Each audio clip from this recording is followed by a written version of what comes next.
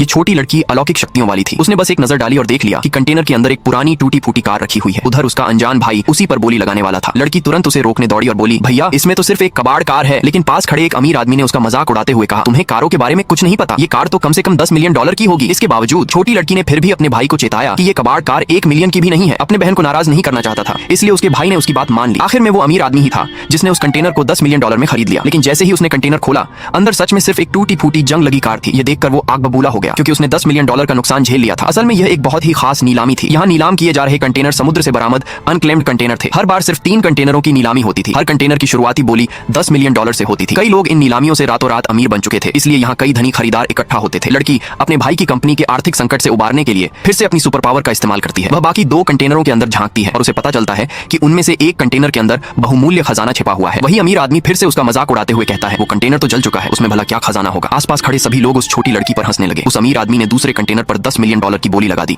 ताकि उस छोटी लड़की को सबक सिखा सके। लेकिन लड़की ने चालाकी से उसे छेड़ा और कहा, लगता है आपके पास ज्यादा पैसे नहीं है, मेरे भाई तो बाकी दोनों कंटेनरों के लिए $50 मिलियन की बोली लगाने वाले हैं। ये सुनकर अमीर आदमी तिलमिला उठा। उसने गुस्से में कीमत बढ़ाकर $60 मिलियन तक पहुंचा दी। तभी उसे एहसास हुआ कि वह उस छोटी लड़की के जाल में फंस चुका है। इसी बीच नीलामीकर्ता ने घोषणा की, जो जला हुआ कंटेनर था उस पर कोई बोली नहीं लगी तो अब वो बिना बिके रह जाएगा। उसी पल छोटी लड़की का भाई आगे बढ़ा और $10 मिलियन में उस जले हुए कंटेनर को खरीद लिया।